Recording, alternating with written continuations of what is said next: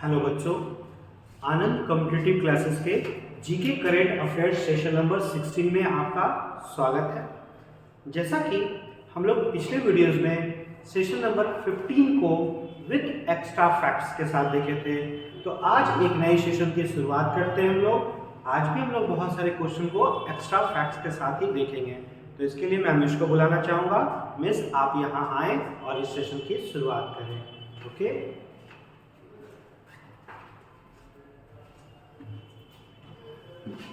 चलिए स्टार्ट करते हैं सेशन नंबर 16।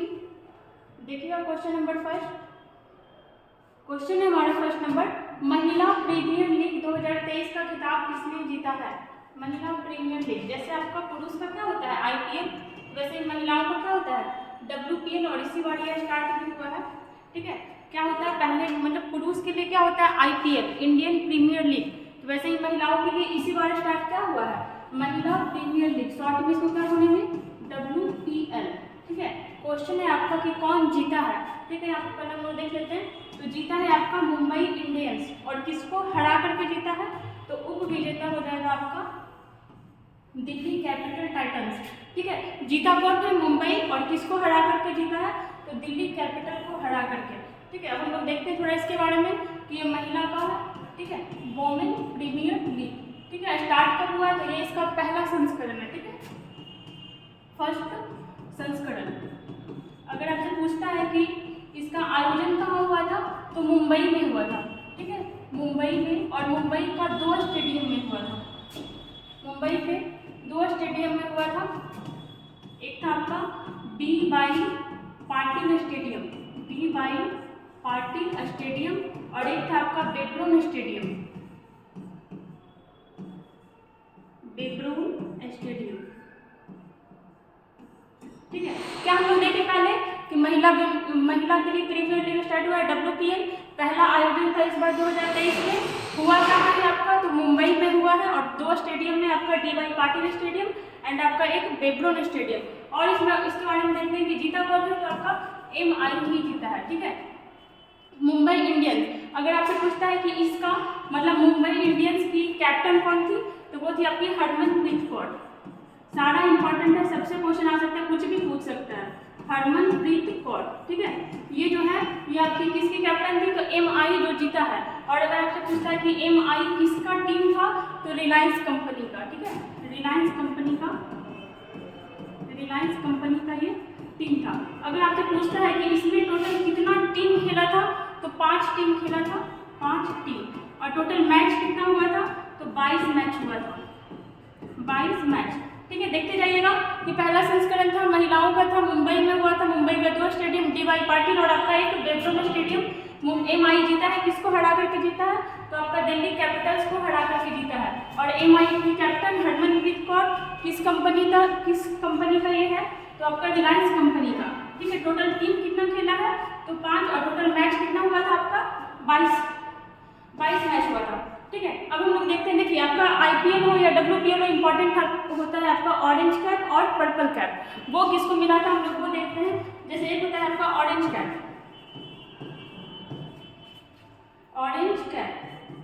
ठीक है, अब ये किस चीज के लिए दिया जाता है? अगर आपसे पूछे कि ऑरेंज कैप किसके लिए दिया जाता है तो ये आपका रन के लिए दिया जाता है, कितना ज्यादा रन बनाया गया। ठीक है, तो मैक्सिमम रन कौन बनाया था तो 345 रन बना था।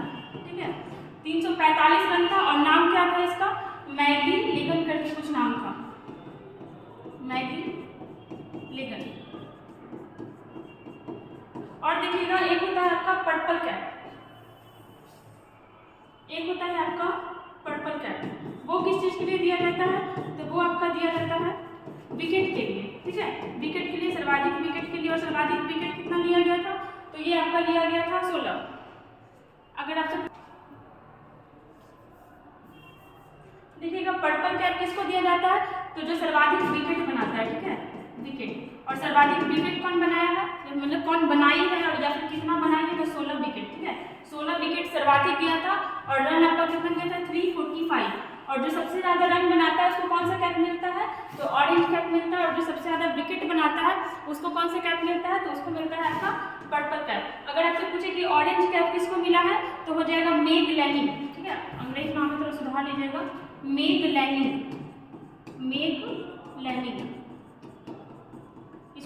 आपका पर्पल ऑरेंज कैप। और अगर आपसे पूछता है कि पर्पल कैप किसको मिला है तो ये हो जाएगा आपका हेली मैथ्यूज, हेली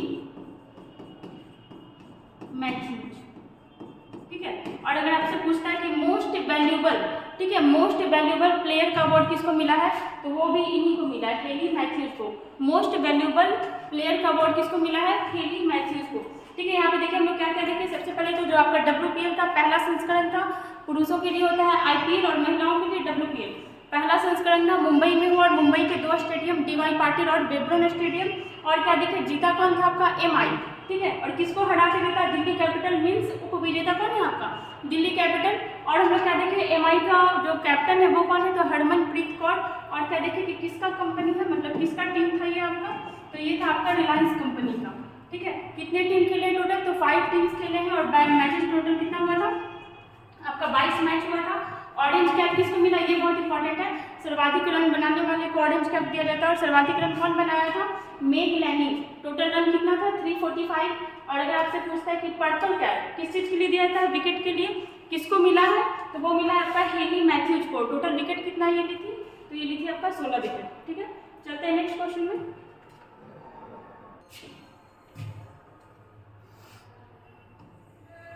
देखिए क्वेश्चन नंबर 2, किस राज्य सरकार ने आपदा प्रबंधन नीति जारी की है। आपदा प्रबंधन, आपदा मीन्स क्या हो गया, मतलब नेचुरल डिजास्टर मीन्स आपका बाढ़ हुआ, सुनामी, चक्रवात, भूकंप जो भी कह सकते हैं, तो उससे रिलेटेड नीति कौन जारी किया है तो हो जाएगा आपका तमिलनाडु। मतलब इस नीति में कुछ ऐसा योजना बनाया जाएगा जिससे हम लोग अगर ये सब कुछ आता है तो उसका पहले ही कुछ उपाय किया जाए या फिर बाद में भी उसका कुछ उपाय किया जा सके, ठीक है। कौन किया है आपका तमिलनाडु। तमिलनाडु के बारे में देखते हैं, अगर यहाँ का CM पूछे तो कौन है और यहाँ का गवर्नर कौन है तो CM हो जाएंगे आपके MK स्टालिन, MK स्टालिन, ठीक है। और अगर आपको पूछता है कि यहाँ के गवर्नर कौन है तो RN Ravi, RN Ravi, RN Ravi. अगर आपसे पूछता है कि उमलिंग ओरुवन ये क्या है तो ये आपका स्टालिन का ऑटोबायोग्राफी, बहुत बार हम लोग देख चुके हैं। उमलिंग ओरुवन क्या है तो MK स्टालिन का ऑटोबायोग्राफी है। आपका तमिलनाडु में ही क्या हुआ था, आपका नाश्ता कार्यक्रम स्टार्ट हुआ था। यहाँ पे हम लोग कुछ आपदा से रिलेटेड देखते हैं, जैसे एक आपका आपदा का अवार्ड भी दिया जाता है सुभाष चंद्र बोस के नाम पे, ठीक है। सुभाष चंद्र बोस आपदा प्रबंधन पुरस्कार, इस पुरस्कार का नाम ही है इतना बड़ा सा, सुभाष चंद्र बोस आपदा प्रबंधन पुरस्कार, आपदा प्रबंधन पुरस्कार। ये पुरस्कार स्टार्ट कब हुआ था तो ये आपका 2019 में स्टार्ट हुआ था, ठीक है। 2022 में सबसे पहले तो ये देखिए, एक चीज देखिएगा कि ये संस्था को भी दिया जाता है और व्यक्तिगत रूप से भी दिया जाता है, ठीक है। आपका संस्था को भी दिया जाता है और व्यक्तिगत रूप से भी दिया जाता है। तो 2022 में अगर देखते हैं तो संस्था में किसको मिला था तो गुजरात के एक आपदा संस्था को मिला था, ठीक है, गुजरात आपदा संस्थान को मिला था। अगर आपसे पूछता है कि कोई भी संस्थान को अगर ये अवार्ड मिलता है तो कितना रुपया का राशि मिलता है तो आपका मिलता है 51 लाख, ठीक है, 51 लाख का राशि मिलता है। और अगर व्यक्तिगत रूप से मिलता है तो इसमें कितना दिया जाता है, इसमें 5 लाख दिया जाता है। और 2022 में गुजरात संस्थान में गुजरात को दिया गया था और व्यक्तिगत रूप से पूछे तो प्रोफेसर विनोद शर्मा को दिया गया था, प्रोफेसर विनोद शर्मा। ये दिया कब जाता है तो सुभाष चंद्र का बर्थडे कब होता है 23 जनवरी मीन्स पराक्रम दिवस, ठीक है। तो पराक्रम दिवस के दिन ये अवार्ड दिया जाता है, कब दिया जाता है तो 23 जनवरी को, ठीक है, 23 जनवरी को दिया जाता है। और 23 जनवरी को हम लोग क्या मनाते हैं, पराक्रम दिवस, ठीक है, पराक्रम दिवस। अब हम लोग क्या देख रहे थे यहाँ पे कि संस्था को 51 लाख मिलता है, व्यक्तिगत रूप से मिले तो 5 लाख मिलता है। 2022 में किसको मिला था, गुजरात को मिला था। और व्यक्तिगत रूप से देखें तो किसको मिला था, प्रोफेसर विनोद शर्मा।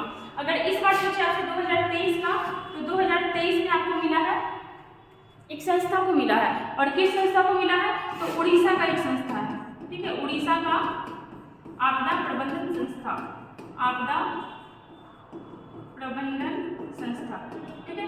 यहाँ पे हम लोग क्या क्या देखें कि आपदा प्रबंधन नीति लाया कौन है तो आपका तमिलनाडु लाया है। आपदा प्रबंधन बोले तो जैसे नेचुरल डिजास्टर होता है, आपका बाढ़ हुआ, भूकंप, सुनामी, चक्रवात, भूस्खलन या फिर आपका ज्वालामुखी जो कुछ भी हुआ उसके लिए आपको कौन सा लाया है, तमिलनाडु, ताकि इससे रोका जा सके, इसका कुछ उपाय किया जा सके। तमिलनाडु का हम लोग देखें कि CM कौन है तो MK स्टालिन। और इस बार इनका क्या आया है, ऑटोबायोग्राफी, जिसका नाम क्या है, उमलिंग ओरुवल। यहाँ के गवर्नर कौन है, R.N. रवि। हम लोग क्या देखें कि सुभाष चंद्र बोस आपदा प्रबंधन पुरस्कार भी आपदा से रिलेटेड ही है, और किसको दिया जाता है, तो ये आपका व्यक्तिगत रूप से भी दिया जा सकता है और संस्थागत रूप से भी दिया जा सकता है। 2022 में ये बहुत फेमस रहा था। 2022 में प्रोफेसर विनोद शर्मा को दिया गया था, और अगर व्यक्तिगत रूप से दिया जाए तो 5 लाख दिया जाता है, और अगर संस्थागत रूप से दिया जाए तो 51 लाख। और 2023 में किसको मिला है, तो एक आपका उड़ीसा का संस्थान को दिया गया है, उड़ीसा आपदा संस्थान को। जैसे हम लोग यहाँ पे केरल के बारे में आप क्या देख सकते हैं, केरल में कौन है आपका सीएम कौन है।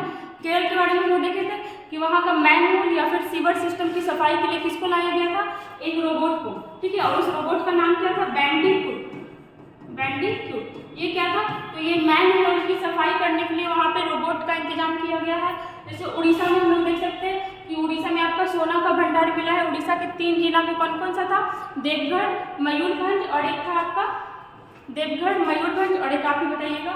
और हम लोग क्या देखे थे, जम्मू कश्मीर, ठीक है। इसमें क्या था आपका, तो इसमें आपका हम लोगों को किस चीज़ का भंडार मिला था, लिथियम का भंडार, ठीक है, जो बैटरी वगैरह में यूज होता है लिथियम, ठीक है। चलते हैं नेक्स्ट क्वेश्चन में।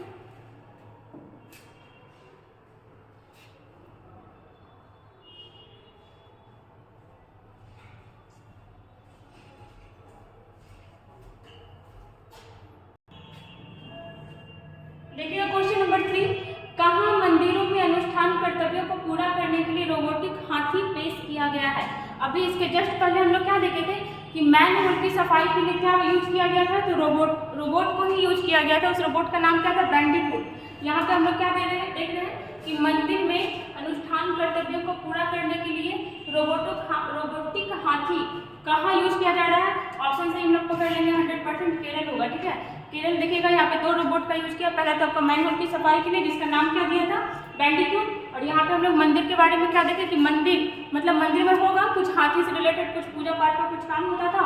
तो पेटा जो होता है ना, वो जानवरों के देखभाल के लिए कुछ है, कुछ मतलब संस्था बना हुआ है। तो पेटा ही बोला, मतलब पेटा एक संगठन है। तो पेटा इस चीज़ को सजेस्ट किया कि ये हाथी रखना, मतलब जीवित हाथी रखना सही नहीं है, मतलब उसके साथ उस टाइप का बिहेव नहीं हो रहा है जिस टाइप का होना चाहिए। तो इसीलिए यहाँ पे एक रोबोटिक हाथी पेश किया गया। अब यहाँ पे देखिए नाम आ गया आपका एक पेटा, ठीक है। ये इंपॉर्टेंट संगठन है पेटा। ये जानवरों से रिलेटेड जैसे होता है ना, किसी भी देश में जानवरों लोग के साथ अगर अत्याचार होता है तो वहाँ पे पेटा ही आता है, वही उसी का रोल रेगुलेशन काम करता है पेटा। इसके बारे में हम लोग देखते हैं, इसका स्थापना कब हुआ था, तो हुआ था आपका 22 मार्च 1980, ठीक है। 1980 में इसका स्थापना हुआ था। अगर इसका फुल फॉर्म देखते हैं तो क्या हो जाएगा पेटा का, देखिएगा people for ethical treatment of animal. लिख लीजिएगा इसको, people for ethical treatment of animal, ठीक है। पेटा का फुल फॉर्म क्या हो गया यहाँ पे, people for ethical treatment of animal, ठीक है। मतलब ये एनिमल के बारे में देखता है। और जो पेटा है ये हर साल आपका क्या करता है, कुछ लोग को, ठीक है, जो जानवरों के हित के लिए बहुत सारे काम करते हैं, उसको पर्सन ऑफ द ईयर का अवार्ड देता है। और 2022 में ये अवार्ड किसको मिला था, पेटा के द्वारा पर्सन ऑफ द ईयर। इसका अवार्ड मिला था आपका सोनाक्षी सिन्हा को, ठीक है, जो एक्ट्रेस है। और इसके पहले मिला था आपका आलिया भट्ट को, ठीक है। इस बार किसको मिला, सोनाक्षी सिन्हा को। यहाँ पे हम लोग ये देखें कि रोबोटिक हाथी को कौन यूज कर रहा है, आपका केरला यूज कर रहा है। केरला के बारे में देखिए कि आपका वहाँ के सीएम कौन है, आपके पिनरई विजयन, और गवर्नर कौन है, आरिफ मोहम्मद खान, ठीक है। हम लोग पेटा के बारे में देखें कि 22 मार्च 1980 को इसका स्थापना हुआ था। इसका फुल फॉर्म होता है people for ethical treatment of animal. और हम लोग क्या देखें कि ये पर्सन ऑफ द ईयर किसके द्वारा, पेटा के द्वारा किसको चुना गया था, 2022 का, ठीक है, 2022 का सोनाक्षी सिन्हा को, ठीक है। इस और यहाँ पे हम लोग कुछ देख सकते हैं आंध्र प्रदेश के बारे में। आंध्र प्रदेश का भी कैपिटल कहाँ बन गया है, विशाखापत्तनम, ठीक है। और इससे कौन सा राज्य अलग हुआ था, तो ये हुआ था आपका तेलंगाना। कब अलग हुआ था, 2 जून 2014 को, 2 जून 2014 को। और कितना नंबर का राज्य बना था, तो 29वां नंबर का राज्य बना था। लेकिन अभी टोटल कितने राज्य हैं, 28 और 8 है, ठीक है। चलते हैं नेक्स्ट क्वेश्चन में।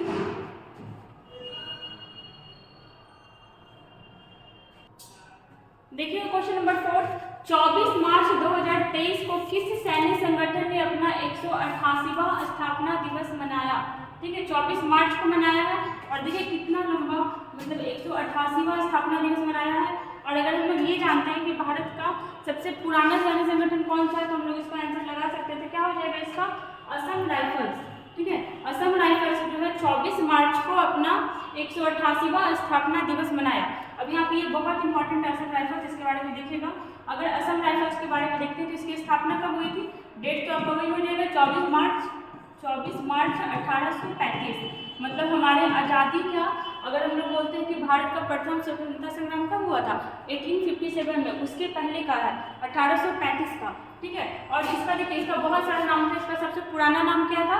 तो कछाड़ लेवी। कछाड़ लेवी। इसको पूर्वोत्तर का पहले के नाम से भी जाना जाता है। पूर्वोत्तर मतलब पूर्व और उत्तर का भारत। ठीक है, पूर्वोत्तर का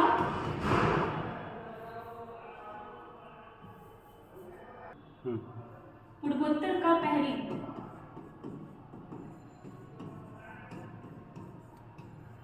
ठीक है, इसको क्या क्या नाम से जानते हैं? तो कछाड़ लेवी इसका पुराना नाम था, और पूर्वोत्तर का प्रहरी इसको अभी भी बोलते हैं। देखिए इसका नाम असम भले ही है, बट इसका मुख्यालय हम लोग असम या दिसपुर नहीं लगा देंगे ऑप्शन लिखने के बाद।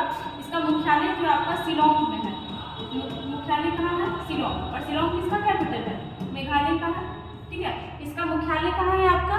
शिलोंग में। अगर आपसे पूछता है कि इसका नाम कब चेंज हुआ था, मीन्स आपका इसका नाम असम राइफल्स कब हुआ था? तो 1917 में। ठीक है, 1917 में। और अगर इसके बारे में एक चीज और देखते हैं कि इसके महानिदेशक कौन है, तो हो जाएगा आपका प्रदीप चंद्रन नैयर। प्रदीप चंद्रन नैयर। ठीक है, क्या क्या देखें? सबसे पहले तो स्थापना 24 मार्च 1835। इसका पुराना नाम कछाड़ लेवी या पूर्वोत्तर का प्रहरी। और क्या मुख्यालय का है आपका? शिलोंग। एंड इसका नाम कब चेंज हुआ? 1917 में। और आपका अगर इसका पूछता है महानिदेशक कौन है, तो प्रदीप चंद्रन नैयर। ठीक है, अगर हम लोग यहाँ पे आते हैं नेक्स्ट, इसके बारे में भी देखते हैं। ITBP, इसका फुल फॉर्म क्या हो जाएगा? Indo Tibet border police. ठीक है, क्या हो जाएगा? इंडो टाइबेट मतलब यहाँ पे हो गया आपका तिब्बत। ठीक है, इंडो टाइबेट। अगर आपसे पूछता है कि ये किस देश मतलब किन दो देशों के बीच आपका ये रखता है, तो हो जाएगा भारत और म्यांमार। भारत और म्यांमार की सीमा पर ये रहता है। अगर आपसे पूछता कि ITBP किन दो देशों की सीमा पर रहता है, तो क्या हो जाएगा? इंडो और Tibet. Indo Tibet border police. Indo Tibet border police. ठीक है, इसका फुल फॉर्म क्या हो गया? Indo Tibet border police. अगर आपसे पूछता है कि इसका स्थापना कब हुआ था, तो हो जाएगा आपका 24 अक्टूबर 1962। 24 अक्टूबर 1962। अगर आपसे पूछता है कि इसका मुख्यालय कहाँ होगा, तो मुख्यालय इसका हो जाएगा न्यू दिल्ली। ठीक है, न्यू दिल्ली। अगर इसे आपसे पूछता है कि इसका महानिदेशक कौन हो जाएगा, तो वो हो जाएंगे अनीस दयाल सिंह। अनीस दयाल सिंह। ठीक है, हम लोग यहाँ पे देखें इंडो टाइबेट बॉर्डर पुलिस स्थापना 1962, न्यू दिल्ली मुख्यालय। और आपके महानिदेशक कौन हो गए? अनीस दयाल सिंह। अब यहाँ पर जैसे आपका BSF है, तो BSF के बारे में हम लोग देख सकते हैं कि इसका स्थापना कब हुआ था, तो 1 दिसंबर 1965। 1 दिसंबर 1965। अगर आपसे पूछता है कि इसका मुख्यालय कहाँ है, तो क्या हो जाएगा? न्यू दिल्ली। यहाँ पर हम लोग जो भी देख रहे हैं सबका न्यू दिल्ली ही होगा, सिवाय आपका वो असम राइफल्स का। अगर आपसे पूछते हैं कि इसका ये BSF के महानिदेशक कौन है, तो क्या हो जाएगा इसका? पंकज कुमार सिंह। पंकज कुमार सिंह। ठीक है, पंकज कुमार सिंह आपके BSF के हो गए। आपका अनीस दयाल सिंह किसके हो गए? ITBP Indo Tibet police border police जो भी है। और इसका हम लोग क्या देखें? असम राइफल्स का प्रदीप चंद्रन नैयर। एक आपका बचा ICG इंडियन कोस्ट गार्ड। ठीक है, इंडियन कोस्ट गार्ड। अगर आपसे पूछता है कि तट रक्षक दिवस कब मनाते हैं, तट रक्षक दिवस हाल ही फिलहाल बीता भी है 1 फरवरी को। 1 फरवरी को। अगर आपसे पूछता है कि ICG का स्थापना कब हुआ था, तो 1978। ठीक है, देखिएगा 1978। अगर आपसे पूछता है कि ICG का स्थापना कब हुआ था, 1978। मुख्यालय सेम हो जाएगा दिल्ली।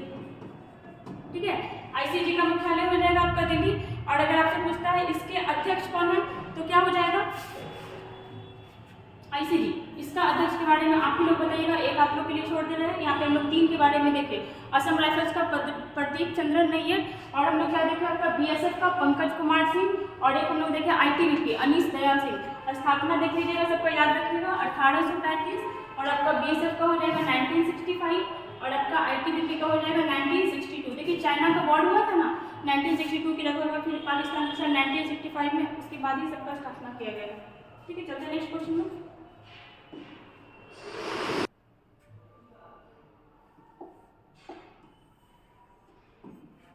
देखिए क्वेश्चन नंबर 5, एनजीटी के द्वारा रामसर साइट की सुरक्षा में विफल रहने के कारण किस राज्य पर 10 करोड़ का जुर्माना लगा है? अभी लगातार हम लोग केरल के बारे में देख चुके हैं बहुत सारा। 10 करोड़ का जुर्माना किस पर लगा है? केरल पे। और किस वजह से लगाया है, कौन लगाया है, ये सब कुछ यहाँ पे इंपॉर्टेंट है। लगाया कौन है? NGT, national green tribunal. ठीक है, और किस वजह से लगाया है? तो रामसर साइट की सुरक्षा में विफल रहने के कारण। बहुत सारा क्वेश्चन यहाँ पे निकल गया। एनजीटी द्वारा लगाया गया है जुर्माना कितना का? 10 करोड़ का। और किस वजह से? रामसर साइट, कुछ रामसर साइट्स होते हैं, उसकी सुरक्षा में विफल रहने के कारण इस पे लगा दिया। देखिए केरल में 2 ठो, बहुत सारे रामसर साइट है, लेकिन 2 ठो उसमें था। एक आपका अनाईसुदी करके था और एक आपका वेमनाड करके था। उसका मतलब सुरक्षा नहीं कर पाया, इस वजह से उस पर जुर्माना लगाया गया है। क्या हो जाएगा इसका आंसर? केरल। अभी केरल के बारे में हम देखे थे, जैसे वहाँ पे रोबोटिक हाथी का यूज किया गया, रोबोटिक मैग्नेट की सफाई के लिए भी यूज किया गया। चलिए अब हम लोग यहाँ पे देखते हैं आपका एनजीटी के बारे में। एनजीटी, इसका फुल फॉर्म क्या हो जाएगा? National green tribunal. ठीक है, नेशनल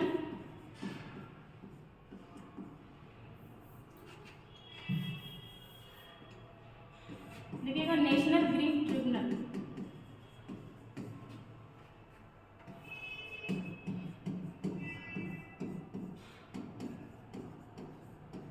नेशनल ग्रीन ट्रिब्यूनल 2010 में एक एक्ट आया था, एक अधिनियम आया था कि ऐसा कोई संस्था होना चाहिए जो पर्यावरण का देखरेख कर सके। अभी हम लोग जानवर के बारे में देखे थे कि ऐसा कोई संगठन जो जानवर का देखरेख करता है, तो वो पेटा था। 1980 में इसका स्थापना हुआ था। वैसे ही एनजीटी के बारे में देखें कि 2010 के एक्ट से इसका स्थापना हुआ था, और हुआ भी कब था? तो 2010 में ही हो गया था। इसके अध्यक्ष कौन होते हैं? तो इसके अध्यक्ष हमेशा सुप्रीम कोर्ट का रिटायर्ड जज को ही बनाया जाता है। ठीक है, सुप्रीम कोर्ट का रिटायर्ड जज ही इसका अध्यक्ष बनता है।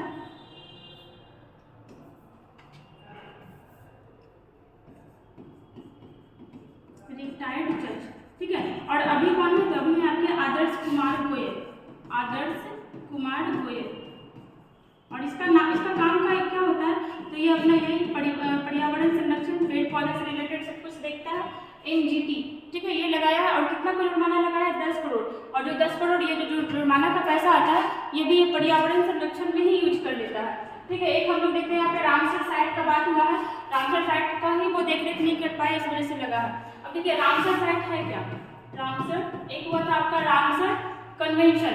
ठीक है, ईरान का एक शहर है जिसका नाम है रामसर। वहीं पे बैठ करके एक संधि किया गया था कि जो आर्द्र भूमि, जो वेटलैंड होता है, उसके संरक्षण के लिए हम लोग कुछ काम करेंगे। तो इसका सम्मेलन हुआ था ईरान के रामसर शहर में हुआ था, इसीलिए इसका नाम भी यही रख दिया गया, रामसर कन्वेंशन। और हुआ कहाँ था? तो आपके ईरान के शहर में हुआ था। कब हुआ था?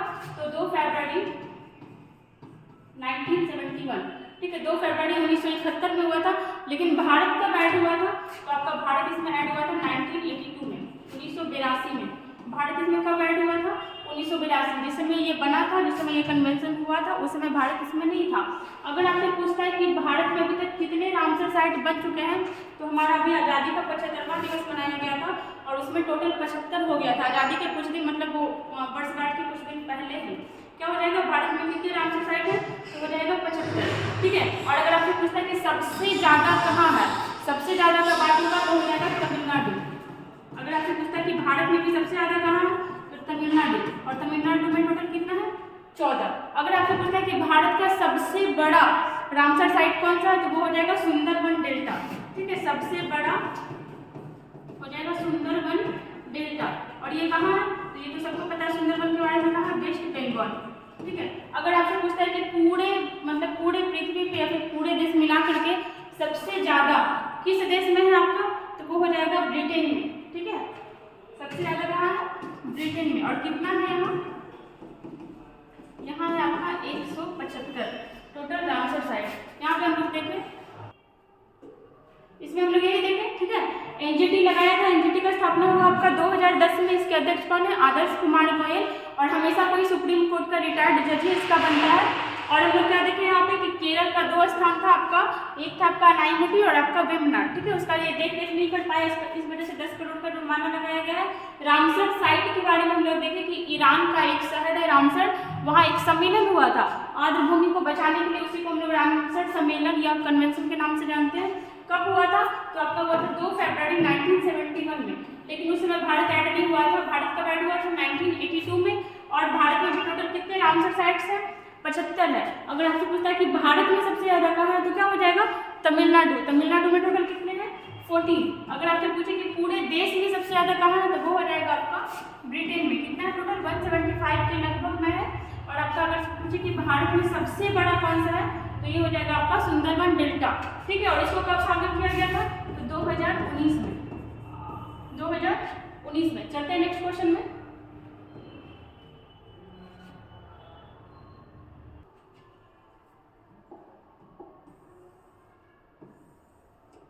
देखिएगा क्वेश्चन नंबर 6, अंडमान निकोबार द्वीप समूह के कितने द्वीपों का नाम परमवीर चक्र विजेताओं के नाम पर रखा गया? ठीक है, मतलब रखा जा चुका है। कितने द्वीपों का नाम? तो और सबसे पहले तो यहाँ पे देखिएगा परमवीर चक्र, ये क्या है? तो ये जो है आपका सैन्य में, मतलब सेना व्यवस्था में, सैन्य संगठन में जो सर्वोच्च पुरस्कार होता है, उसी को हम लोग परमवीर चक्र कहते हैं। और एक चीज देखिएगा कि अभी तक टोटल मिलाकर के 21 परमवीर पुरस्कार ही दिया जा चुका है। मतलब अभी अगर आपसे पूछे कि टोटल अभी तक जब से स्टार्ट हुआ है तब से अब तक कितना परमवीर चक्र अवार्ड दिया गया है, तो 21 लोगों को दिया गया है। और उन्हीं 21 लोगों के नाम पर अंडमान निकोबार द्वीप समूह के 21 द्वीपों का नाम, ठीक है, 21 द्वीपों का नाम वही परमवीर चक्र के विजेताओं के नाम पर रखा जाएगा। अगर आपसे पूछता है कि भाई परमवीर चक्र भारत में सर्वप्रथम किसको दिए गए थे? भारत का ये अवार्ड है। सबसे पहले किसको दिया गया था? तो थे आपके मेजर सोमनाथ शर्मा।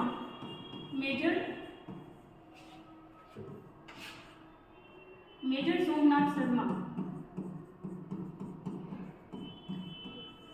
और अगर अभी पूछता है कि सबसे लास्ट में किसको दिया गया, तो उसके बाद किसी को नहीं दिया गया है, तो लास्ट हो जाएगा आपका विक्रम बत्रा।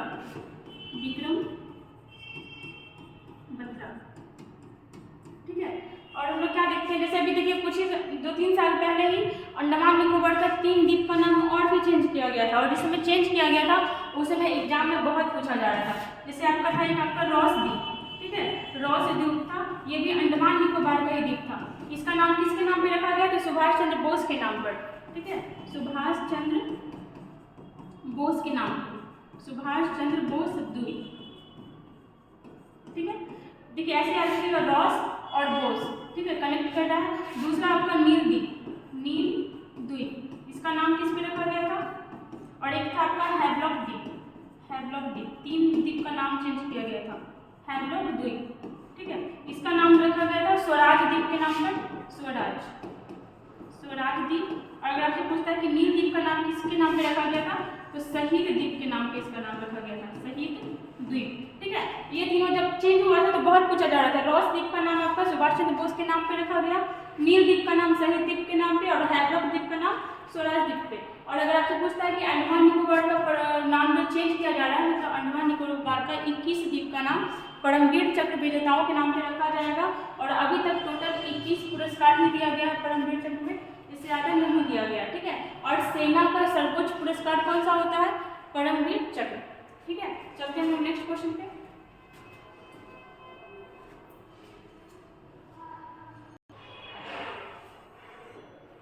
देखिएगा क्वेश्चन नंबर 7, किस राज्य ने 2025 तक पहले ग्रीन राज्य बनाने का लक्ष्य रखा है? सब अभी एकदम लाइन में लगा हुआ है कि पर्यावरण को प्रदूषित बिल्कुल नहीं करना है, फिर भी किया जा रहा है। 2025 तक क्या बनाएगा? तो पहला ग्रीन राज्य कौन घोषणा किया? ऑप्शन देखिए, अगर नहीं पढ़ा हुआ रहेगा तो आप लोग केरला ही लगा दीजिएगा या सिक्किम लगाइएगा। इसका आंसर हो जाएगा हिमाचल प्रदेश, ठीक है। हिमाचल प्रदेश ये घोषणा किया है कि 2025 तक वो पूर्णतः ग्रीन राज्य बन चुकेगा, ठीक है। हिमाचल प्रदेश के बारे में हम लोग देखते हैं। जैसे यहाँ का सीएम कौन है? तो हो जाएगा सुखविंदर सिंह सुक्खू, ठीक है, हाल ही फिलहाल बने हैं सुखविंदर सिंह सुक्खू। अगर यहाँ का आपको गवर्नर पूछता है, गवर्नर कौन है? तो हो जाएंगे शिव प्रताप शुक्ला, शिव प्रताप शुक्ला।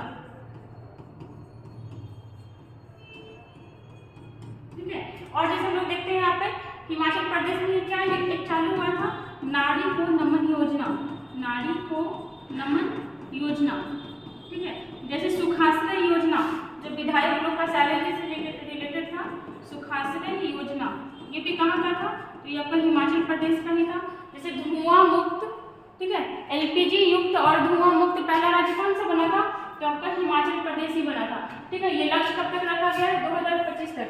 ऐसा ऐसा बहुत सारा लक्ष्य भारत सरकार द्वारा रखा गया है। ठीक है, हम लोग देखते हैं इसके बारे में। जैसे अगर इसको इरेज करते हैं, जैसे देखिएगा, अगर आपसे पूछे शून्य कार्बन उत्सर्जन, ठीक है, शून्य कार्बन उत्सर्जन का लक्ष्य कब तक रखा गया है? देखिए ऐसा तो होगा नहीं, अब इतना सारा कारखाना जो ये आपको कार्बन का उत्सर्जन कैसे नहीं होगा ही। इसका कहने का मतलब है कि जितना कार्बन का उत्सर्जन होगा उतना यूज भी कर देगा। ठीक है, उस कार्बन को, मतलब उस कार्बन से पॉल्यूशन नहीं होगा। इसका लक्ष्य कब तक रखा गया है? 2070। ठीक है, अगर आपसे पूछता है कि भारत ऊर्जा स्वतंत्र होने का लक्ष्य कब रखा, ये सारा क्वेश्चन और पूछता है ये सब क्वेश्चन कि इस चीज का लक्ष्य कब रखा गया है, कब तक रखा, ऊर्जा स्वतंत्र लक्ष्य, ऊर्जा स्वतंत्र होने का लक्ष्य भारत सरकार द्वारा कब तक रखा गया है? तो 2047। देखिए इसको कनेक्ट करिएगा, 1947 में हम आज़ाद हुए थे और 2047 इसलिए रखा गया है कि भारत के आज़ादी के 100 साल पूरा होते होते ये क्या हो जाएगा? तो आपका ऊर्जा स्वतंत्र हो जाएगा। ठीक है, और हम लोग देखते हैं जैसे HIV, ठीक है, HIV एड्स, HIV या फिर आपका एड्स ले लीजिए, इससे मुक्त, मतलब HIV और एड्स जो पीड़ित मरीज है वो 2030 तक फाइनली खत्म कर दिया जाएगा। मतलब इस समय तक भारत में इस वायरस का या फिर इस बीमारी से पीड़ित कोई भी आदमी आपको नहीं मिलेगा। और हम लोग देखते हैं जैसे मलेरिया, ठीक है, मलेरिया जैसे एक समय था जो टीबी बहुत खराब बीमारी होता था, आदमी डर जाता था, आज क्या हो गया? अभी सब खत्म हो गया है, उन्मूलन हो गया सबका। मलेरिया मुक्त का घोषणा रखा गया है 2030। और एक बहुत बड़ा चीज 2030 का रखा गया लक्ष्य, तीसरी बड़ी अर्थव्यवस्था बनने का। ठीक है, तीसरी बड़ी अर्थव्यवस्था, मतलब ये लक्ष्य रखा गया है कि 2030 तक आपका भारत जो है तीसरी सबसे बड़ी अर्थव्यवस्था बन जाएगा। लक्ष्य कब तक है? 2030 तक। ठीक है, यहाँ पे देखिए हम लोग क्या देखिए, सबसे पहले तो 2025 का कौन रखा है? तो ये आपका रखा है हिमाचल प्रदेश ग्रीन राज्य बन जाएगा। शून्य कार्बन उत्सर्जन का लक्ष्य रखा गया 2070 तक। ऊर्जा स्वतंत्र 2047, मतलब 1947 में हम स्वतंत्र हुए थे और 100 साल होते होते हम लोग ऊर्जा के क्षेत्र में क्या हो जाएंगे? स्वतंत्र, मतलब किसी और पर डिपेंडेंसी खत्म हो जाएगा। HIV एड्स या फिर मलेरिया, ये सब से हम लोग का उन्मूलन कब हो जाएगा? 2030 तक। और तीसरी बड़ी अर्थव्यवस्था बनने का लक्ष्य कब तक रखा गया है? 2030 तक, और हम लोग बन भी जाएंगे। चलते हैं नेक्स्ट क्वेश्चन में। देखिए क्वेश्चन नंबर 1, इस हाल ही में इसरो ने कितने उपग्रहों के साथ भारत का सबसे बड़ा LVM-3 रॉकेट लॉन्च किया है? ठीक है, यहाँ पर नहीं कर लीजिएगा, सेंटेंस नहीं बन रहा है। इसरो ने कितने उपग्रहों के साथ भारत का सबसे बड़ा रॉकेट LVM, ठीक है, LVM-3 रॉकेट लॉन्च किया है? कितने उपग्रह के साथ? तो हो जाएगा आपका 36, मतलब 36 सैटेलाइट के साथ भारत अपना सबसे बड़ा LVM का फुल फॉर्म क्या हो जाएगा? लॉन्च व्हीकल,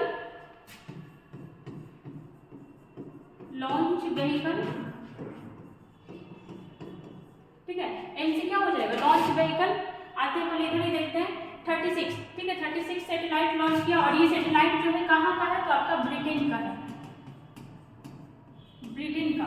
ठीक है, अगर हम लोग देखते हैं यहाँ पे इसरो के बारे में अगर देखते हैं तो इसरो का स्थापना कब हुआ था? देखिएगा यहाँ पे 15 अगस्त 1969, 15 अगस्त 1969 को आपका इसरो का स्थापना हुआ था। इसका मुख्यालय कहाँ है? तो ये है आपका बेंगलुरु में, बेंगलुरु। ठीक है, अगर आपसे पूछता है इसके अध्यक्ष कौन है? तो हो जाएगा एस सोमनाथ। ठीक है, हम लोग यहाँ पे क्या देखें कि जो कितने उपग्रहों के साथ? तो 36 उपग्रह था आपका। और कौन किया था? तो ये उपग्रह कहाँ का है? ये है आपका ब्रिटेन का। ठीक है, इसरो के बारे में देखिए, 15 अगस्त 1969 को इसका क्या हुआ? स्थापना हुआ। अगर आपसे पूछता है DRDO का स्थापना कब हुआ था? तो ये हुआ था आपका 1958 में। ठीक है, DRDO का स्थापना हुआ था आपका 1958 में। इसरो का स्थापना हुआ आपका 1969 में। और ये जो था आपका उपग्रह ब्रिटेन का था। और जैसे हम लोग देख सकते हैं यहाँ पे नासा, ठीक है, जैसे नासा कहाँ का है आपका, तो ये है आपका अमेरिका का। अगर देखते हैं आपका रॉसकॉस्मॉस, ठीक है, रॉसकॉस्मॉस ये कहाँ का है, ये है आपका रसिया का। अगर आपको देखते हैं चाइना का, ठीक है, तो चाइना का क्या हो जाएगा CSNA, नहीं CSAN,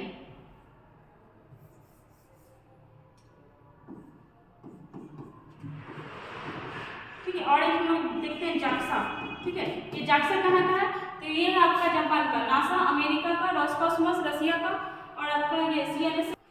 जैसे देखते हैं नासा का स्थापना कब हुआ था, तो ये हुआ था आपका 1958 में, ठीक है, मतलब जब हमारे यहाँ DRDO का स्थापना हुआ था। अगर रॉसकॉस्मॉस का देखते हैं तो इसका कब हुआ था 1992 में, ठीक है। अगर चाइना का देखते हैं तो यहाँ पे CNSA होगा, ठीक है, CNSA ये आपका चाइना का। और इसका स्थापना कब हुआ था 1993 में। अगर आपसे पूछता है जाक्सा जो कहाँ का है, तो ये जापान का है। इसका स्थापना कब हुआ था 2003 में, ठीक है। हम लोग क्या देखें यहाँ पे, हम लोग अपना इसरो का देखें 1969 में हुआ था, DRDO का 1958 में हुआ था, और उसी समय आपका नासा का भी हुआ था 1958 का।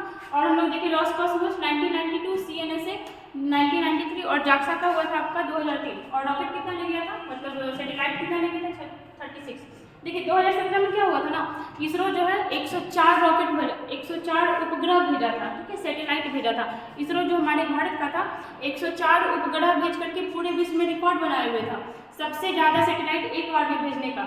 लेकिन आगे जा करके क्या हुआ, एलन मस्क जो अमेरिका का सबसे अमीर आदमी था, मतलब है भी एलन मस्क जो आपका, वो क्या किया, उसका एक जैसे हम लोग का तो भारत में ये मतलब सरकारी कंपनी ही हो सकता है, प्राइवेट कोई नहीं ले सकता है, लेकिन आपका अमेरिका में स्पेस है, ठीक है, अमेरिका का एक नासा तो है ही, ठीक है, ये अमेरिका का है। और एक है आपका स्पेस एक्स, ये आपका एलन मस्क का कंपनी है, ठीक है। और इसके द्वारा भेजा गया था रॉकेट, और कितना भेजा गया था 143, ठीक है, 143 रॉकेट भेज करके ये जो आपका भारत का रिकॉर्ड था इसको खत्म कर दिया गया था। और किस रॉकेट से भेजा गया था, तो फाल्कन 9 से, फाल्कन 9, इस रॉकेट का नाम था फाल्कन 9, ठीक है। ये कौन सा रिकॉर्ड तोड़ा था, तो ये भारत का 104 उपग्रह ले जाने का रिकॉर्ड तोड़ा था, ठीक है। चलते हैं नेक्स्ट क्वेश्चन में।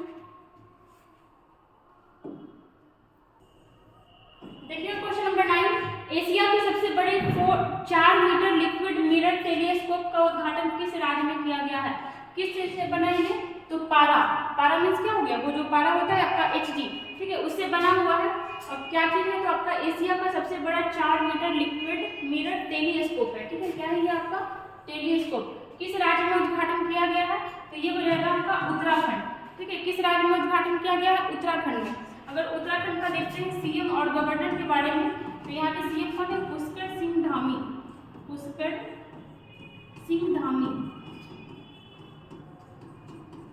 ठीक है। और जैसे देखते हैं अगर यहाँ के गवर्नर के बारे में, तो कौन हो जाएंगे, गुरमीत सिंह।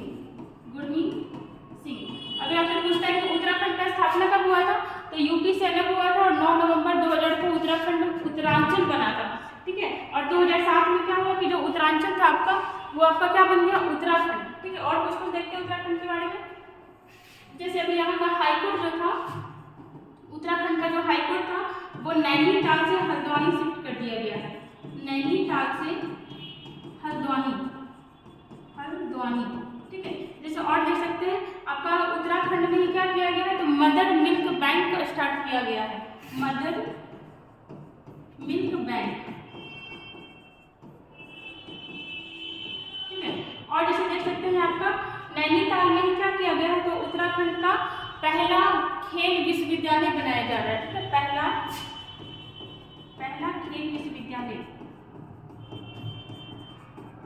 कहाँ बनाया जा रहा है, तो आपका उत्तराखंड में ही बनाया जा रहा है।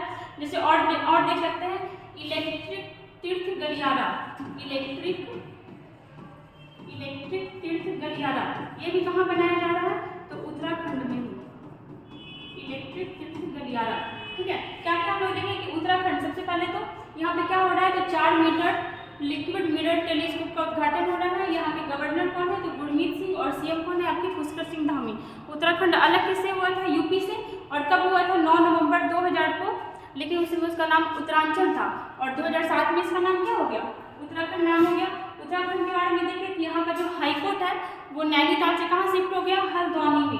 जैसे हम लोग देखें कि मदर मिल्क बैंक कहाँ स्टार्ट हुआ है आपका, मतलब ऐसा स्टार्ट करने वाला भारत का पहला राज्य उत्तराखंड, ठीक है। और हम लोग क्या देखें, इलेक्ट्रिक तीर्थ गलियारा भी कहाँ स्टार्ट हुआ है, तो ये आपका उत्तराखंड में ये स्टार्ट हुआ है।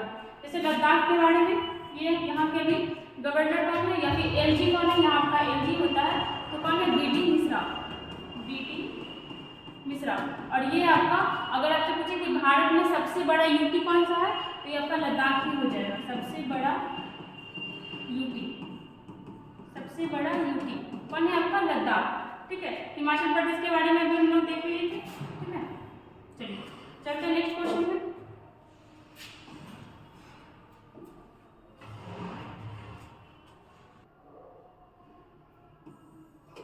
देखिएगा, स्वास्थ्य का अधिकार विधेयक पारित करने वाला पहला राज्य कौन बना है, क्या हो जाएगा इसका, राजस्थान। और काफी विवाद में भी अभी ये रहा है, ठीक है। राजस्थान में इसको लेकर के काफी प्रोटेस्ट हुआ है।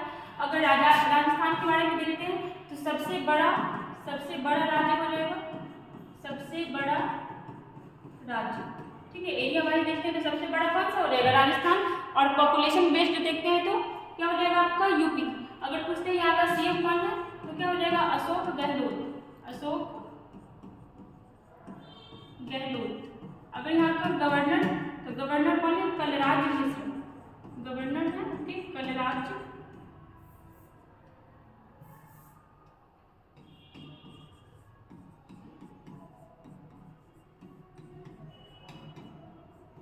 ठीक है। अब यहाँ पे देखिए बात हो रहा है आपका किस चीज का, तो स्वास्थ्य के अधिकार का। हम लोग यहाँ पे कुछ अपने मौलिक अधिकार के बारे में देख लेते हैं जो बहुत इंपॉर्टेंट है। जैसे देखिए हमारे संविधान में भाग 3, ठीक है, भाग 3 अगर आपसे पूछता है कि संविधान में टोटल कितने भाग है, तो नंबरिंग वाइज देखिएगा तो आपका 22 है, नहीं हाँ अगर नंबरिंग वाइज देखते हैं तो 22 है, लेकिन अगर काउंट करिएगा तो उसमें 3 बढ़ गया है तो आपका 25 हो जाएगा। ऑप्शन देख के समझ में आ जाएगा। अगर देखते हैं अनुच्छेद, तो अनुच्छेद कहाँ से कहाँ तक है, 12 से 35 के बीच वर्णन किया गया है कि भारत के भारतीय नागरिकों को कौन कौन सा मौलिक अधिकार दिया जाएगा। इसमें कुछ मौलिक अधिकार ऐसा है जो सिर्फ और सिर्फ भारतीयों को ही दिया जाता है, विदेशियों को नहीं, और कुछ ऐसा है जो दोनों को दिया जाता है। जैसे आपका 15, 16, 19, 29, 30 इसमें जो भी डेफिनेशन दिया गया है या फिर जो भी अधिकार के बारे में बताया गया है ये सिर्फ किसको मिलेगा, तो सिर्फ और सिर्फ इंडियंस को मिलेगा, ठीक है, विदेशी को नहीं मिलेगा। बहुत सारे अधिकार होते हैं जो विदेशियों को भी मिलते हैं। और हम लोग देख सकते हैं जैसे मौलिक अधिकार मतलब फंडामेंटल राइट्स का विचार, ठीक है, हमारे संविधान में कहाँ से लाया गया, तो यूएसए से, ठीक है, यूएसए से प्रेरित होकर हमारे संविधान में आपका क्या लिखा गया था, मौलिक अधिकार। लेकिन यूएसए में आपके मौलिक अधिकार को क्या बोला जाता है, bill of rights, bill of rights, ठीक है। जैसे यहाँ पर हम लोग देखें कि अनुच्छेद कौन सा आपका 12 से 35। देखिए पहले हमारे पास संपत्ति का भी अधिकार था जो अनुच्छेद 31 में था, लेकिन बाद में 44वां संशोधन 1978 द्वारा संपत्ति का अधिकार को मौलिक अधिकार से हटा करके कहाँ रख दिया गया, विधिक अधिकार में। और अगर भाग पूछे तो भाग कौन सा, भाग 12, और अगर अनुच्छेद पूछे तो 300 का ए, ठीक है, मतलब 300 का क में अब रख दिया गया। मीन्स संपत्ति का अधिकार हमारा मौलिक अधिकार नहीं है, सरकार चाहे तो हमारी संपत्ति ले सकता है। और जैसे देख सकते हैं शिक्षा का अधिकार, ये भी हमारे पास पहले मौलिक अधिकार नहीं था, बाद में इसको जोड़ा गया। कब जोड़ा गया, तो 21 का क में इसको जोड़ा गया था, ठीक है। 21 का क जो 21 में हमारा जीवन जीने का अधिकार, उसी में क जोड़ा गया। और कब जोड़ा गया, तो 86वां संशोधन 2002 द्वारा, ठीक है, 86वां संशोधन 2002 द्वारा क्या जोड़ा गया आपका, शिक्षा का अधिकार। जैसे और देख सकते हैं हमारा आरटीआई, एक होता है आपका आरटीआई और एक होता है आपका आरटीई, ठीक है, राइट टू इंफॉर्मेशन, ये हो गया आपका राइट टू इंफॉर्मेशन और ये हो गया आपका राइट टू एजुकेशन, ठीक है। राइट टू इंफॉर्मेशन और राइट टू एजुकेशन ये भी बाद में ही जोड़ा गया था। इससे क्या है कि हम सरकार से किसी भी चीज, देखिए आरटीई ये वाला हो गया और आरटीआई आपका हो गया कि अगर आपको सरकार या कोई भी सरकारी संगठन, सरकारी कर्मचारी से अगर आप कुछ इन्फॉर्मेशन चाहते हैं, पहले ये हमारा मौलिक अधिकार नहीं था, लेकिन अब क्या है कि हम इससे सरकार से पूछ सकते हैं, उस पर दबाव बना सकते हैं जानने का, ठीक है। हम लोग क्या क्या देखें यहाँ पे कि जो हमारा मौलिक अधिकार है वो कहाँ से प्रेरित है, यूएसए से, जबकि यूएसए में बिल ऑफ राइट्स बोला जाता है आपका मौलिक अधिकार को, ठीक है। यहाँ पे हमारे 10 क्वेश्चन कंप्लीट हुआ अभी से एक्स्ट्रा फैक्ट के साथ। ठीक है, ऐसे ही बने रहिए हमारे साथ। ठीक है, ऐसे ही बने रहिए हमारे साथ। अगर वीडियो अच्छा लगता है तो लाइक करिए, सब्सक्राइब करिए और साथ में शेयर भी करिए ताकि सब लोग पढ़ सकें।